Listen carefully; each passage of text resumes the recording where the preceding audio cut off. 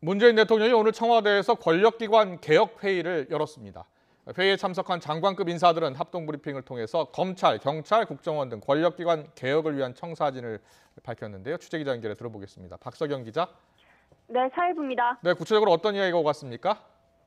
네, 청와대는 오늘 오후 2시 영빈관에서 제2차 국정원 검찰, 경찰개혁 전략회의를 열었습니다.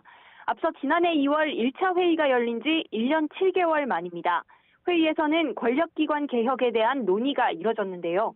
회의 후 박지원 국정원장과 추미애 법무부 장관, 진영 행정안전부 장관 등 장관급 인사들이 합동 브리핑을 진행했습니다.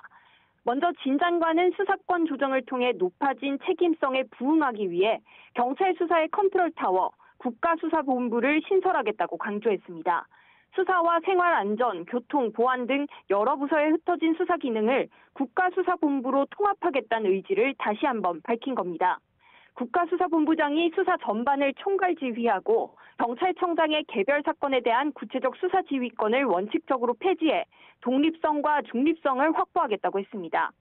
아울러 중요 사건 대응을 위한 지방경찰청 중심 수사체계도 확립하겠다고 했습니다.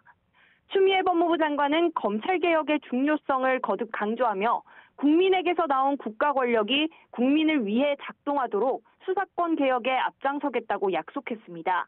지난 16일 입법 예고를 마친 수사권 개혁 후속 법령 시행을 완료하고 편리하고 효율적인 시행을 위해 만전의 준비를 다하겠다고도 다짐했습니다. 아울러 검경 상호 협력을 강화하면서 검찰이 직접 수사기관에서 벗어나 수사 적법성을 통제하는 인권 옹호관, 공소를 유지하는 공소관으로 본연의 역할을 하도록 하겠다고 했습니다. 박지원 국정원장은 이번 정부 출범 이후 국정원의 정치 개입은 단 한 건도 없었고 앞으로도 관여하지 못하도록 국정원법으로 명확히 하겠다고 못 박았습니다.